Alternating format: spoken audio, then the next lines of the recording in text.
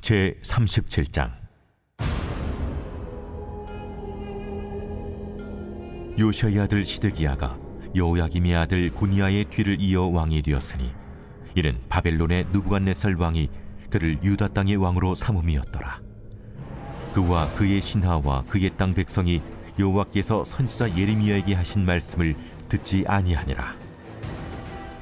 시드기야 왕이 셀레미야의 아들 여후갈과 마아스야의 아들 제사장 스바냐를 선지자 예레미야에게 보내 청하되, 너는 우리를 위하여 우리 하나님 여호와께 기도하라. 그때 예레미야가 갇히지 아니하였으므로 백성 가운데 출입하는 중이었더라. 바로의 군대가 애굽에서 나오매 예루살렘을 애웠었던 갈대아인이 그 소문을 듣고 예루살렘에서 떠났더라. 여호와의 말씀이 선지자 예레미야에게 임하여 이르시되, 이스라엘의 하나님 여호와께서 이와 같이 말씀하시니라. 너희를 보내어 내게 구하게 한 유다의 왕에게 하리라. 너희를 도우려고 나왔던 바로의 군대는 자기 땅 애굽으로 돌아가겠고 갈대아인이 다시 와서 이 성을 쳐서 빼앗아 불사르리라. 여호와께서 이와 같이 말씀하시니라. 너희는 스스로 속여 말하기를 갈대아인이 반드시 우리를 떠나리라 하지 말라. 그들이 떠나지 아니하리라.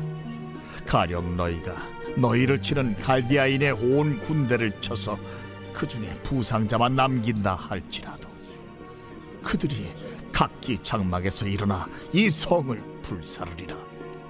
갈대아인의 군대가 바로의 군대를 두려워하여 예루살렘에서 떠나매 예레미야가 베냐민 땅에서 백성 가운데 분깃을 받으려고 예루살렘을 떠나 그리로 가려 하여 베냐민 문에 이른즉 하나냐의 손자여 셀레미의 아들인 이리야라 이름하는 문지기의 우두머리가 선지자 예레미야를 붙잡아 이르되, 내가 갈대아인에게 항복하려 하는도다. 거짓이다. 나는 갈대아인에게 항복하려 하지 아니하노라. 이리야가 듣지 아니하고 예레미야를 잡아 구관들에게로 끌어가매 구관들이 노여워하여 예레미야를 때려서 서기관 요나단의 집에 가두었으니 이는 그들이 이 집을 옥으로 삼았음이더라.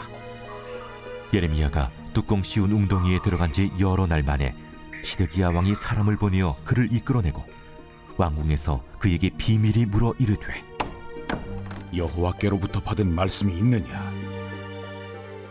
있나이다. 왕이 바벨론의 왕의 손에 넘겨지리이다.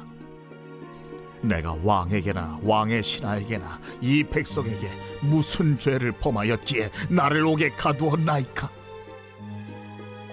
바벨론의 왕이 와서 왕과 이 땅을 치지 아니하리라고 예언한 왕의 선지자들이 이제 어디 있나이까?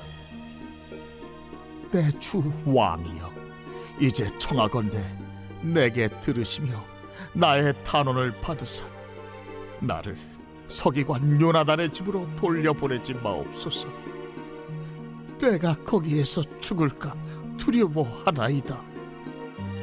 이에 시드기야 왕이 명령하여 예레미야를 감옥 뜰에 두고 떡 만드는 자의 거리에서 매일 떡 1개씩 그에게 주게 하며 성중에 떡이 떨어질 때까지 이르니라. 예레미야가 감옥 뜰에 머무니라.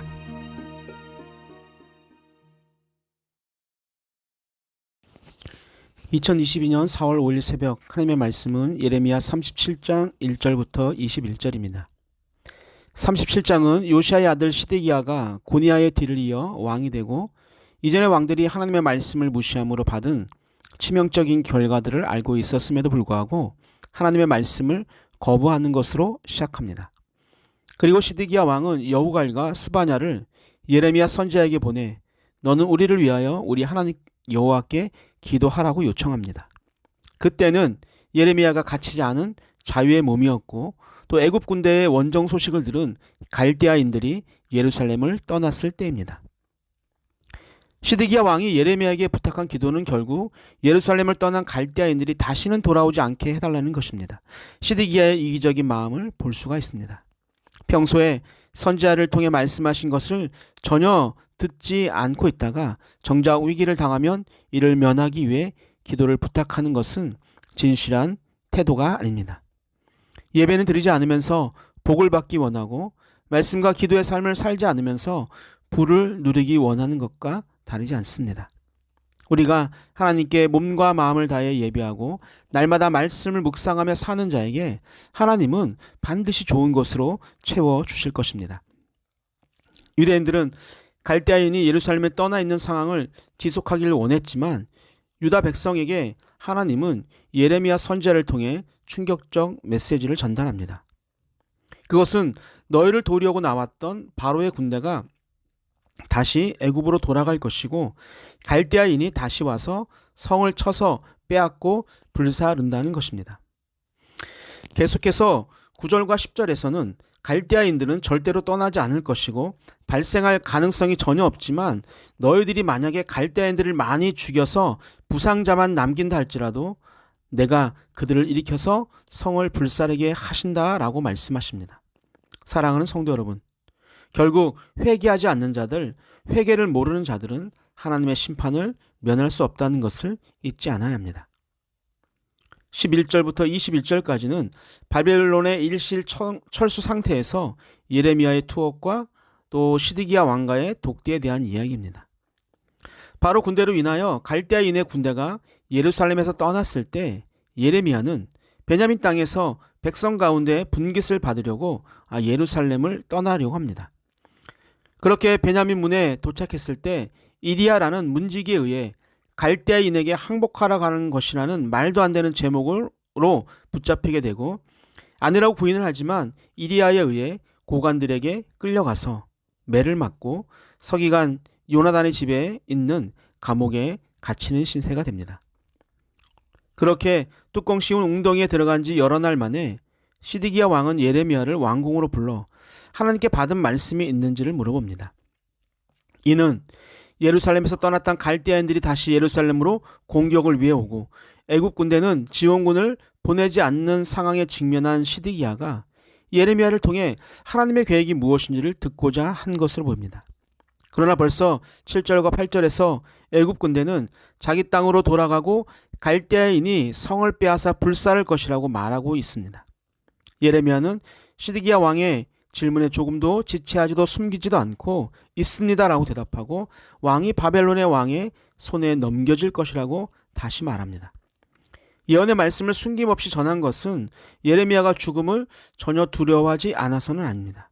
20절에서 죽음의 두려움을 말하고 있기 때문입니다. 그럼에도 예레미야가 시드기야의 마음을 노하게 할 수 있는 하나님의 예언의 말씀을 그대로 증거한 이유는 지금까지 증거한 예언의 말씀이 진실임을 확증하고 이제라도 하나님의 뜻에 전적으로 순종하기를 바라는 마음 때문입니다. 예레미야는 다시 자신이 무슨 죄를 지었기에 옥에 가두었으며 바벨론 왕이 이 땅을 치지 않을 것이라 예언한 왕의 거짓 선지자들은 어디에 있느냐고 반박을 합니다. 마지막으로 예레미야는 매우 진지하고 애절하게 자신을 서기관 요나단의 집으로 돌려보내지 말라고 강구합니다.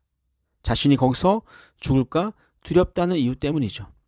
그러나 내가 거기서 죽을까 두려워하나이다의 원문의 의미는 그리고 내가 거기에서 결코 죽지 않도록 이라는 말입니다. 하나님의 선지자로서 인간적인 죽음에 대한 두려움이 없지는 않았겠지만 두려움 너머에 자신이 지금 죽을 수 없다는 의지가 더 나타나는 구절입니다. 이유는 아직까지 하나님이 주신 사명이 남아있다고 생각했기 때문이죠. 왕은 예레미야의 요구를 받아들여 시대 뜰에서 지내게 하고 성중에 떡이 다할 때까지 매일 떡 한 개씩을 주게 합니다. 예레미야가 하나님의 선지자임을 알고 그를 자유인의 몸으로 만들어주는 것이 맞음에도 시드기야 왕은 예레미야의 탄원을 부분적으로만 수용하는 것입니다. 마치 갈대아인을 섬기면서 애굽의 군대를 포섭하여 나라를 지키려고 하는 이중적인 삶과 또 하나님의 말씀에 긍정하지도 순종하지도 않으면서 또 하나님의 계획을 알고 싶어하는 마음과 같습니다. 사랑하는 성도 여러분, 오늘 말씀을 통해서 나는 삶 속에서 진심으로 하나님의 주권을 신뢰하며 그분을 두려워하고 있는지, 또한 하나님의 통치와 말씀에 순종하지 않으면서도 내가 세상에서 누리고 싶은 형통과 복은 간절하게 원하고 있지 않은지 돌아보는 하루가 되기를 바랍니다. 아멘. 사랑의 하나님 아버지, 거리마다 꽃들이 자신을 뽐내는 좋은 계절입니다.